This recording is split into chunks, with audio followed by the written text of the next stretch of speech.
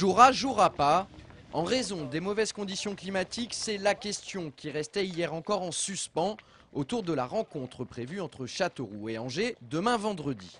Cette question n'a pas perturbé les Angevins outre mesure puisqu'ils se sont entraînés comme si de rien n'était ce matin. Et puis ce midi, la décision est tombée, le match a été reporté à une date ultérieure, la pelouse du stade Gaston Petit étant jugée impraticable par M. Cariot, délégué de la rencontre. Arrivé une journée à l'avance pour anticiper un éventuel report, il a constaté que le terrain était encore gelé et qu'il n'apportait pas les garanties nécessaires pour assurer l'intégrité physique des 22 acteurs. Une décision partagée par Jean-Louis Garcia, même si, pour certaines raisons, il aurait préféré disputer cette rencontre. Effectivement, je crois que c'est une décision sage et logique. Jouer sur des terrains gelés, durs comme du béton, glissants, met l'intégrité physique des joueurs en danger. Donc c'est une bonne solution, une sage solution. Maintenant, c'est vrai que nous, ça nous pose un problème parce que ça nous fait retarder la reprise de notre compétition. Je sens les joueurs impatients de retrouver le championnat. Il va falloir encore combler cela par une opposition amicale ou des entraînements. C'est pas l'idéal, mais je crois que j'aime autant ça quand même que de jouer sur un terrain dangereux et qui ne nous permettrait pas de jouer notre football. Conséquence, Angers disputera son premier match officiel en 2009, le vendredi 16 janvier contre Bastia, au stade Jean-Bouin. Un mois se sera donc écoulé depuis la dernière prestation du SCO contre Dijon, juste avant la trêve.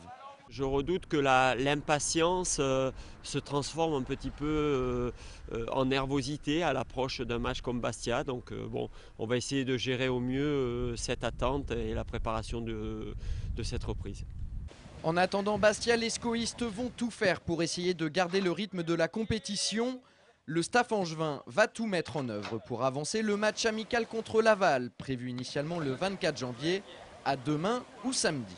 On avait prévu un match amical contre Laval le 24, leur match étant annulé à eux aussi. On va voir si on peut trouver un terrain d'entente pour faire l'opposition ce week-end ou voir éventuellement par rapport à l'opposition qui était prévue de l'équipe réserve. Je sais pas, on va essayer de s'adapter et de trouver une solution. La bonne nouvelle dans tout ça, c'est que Philippe Brunel, annoncé forfait contre Châteauroux en raison de douleurs à la cheville suite à une entorse, va pouvoir peaufiner son retour.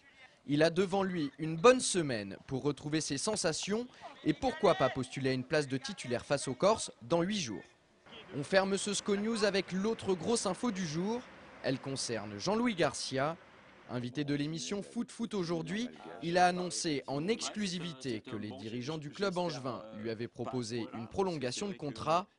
Élu meilleur entraîneur de Ligue 2 pour l'année 2008, l'ancien coach de Toulon est pour l'instant lié au SCO jusqu'en 2011.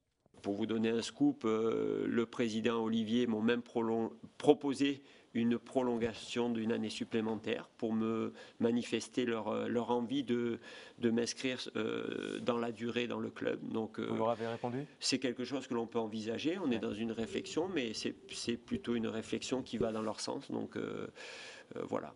Affaire à suivre dans les prochaines semaines.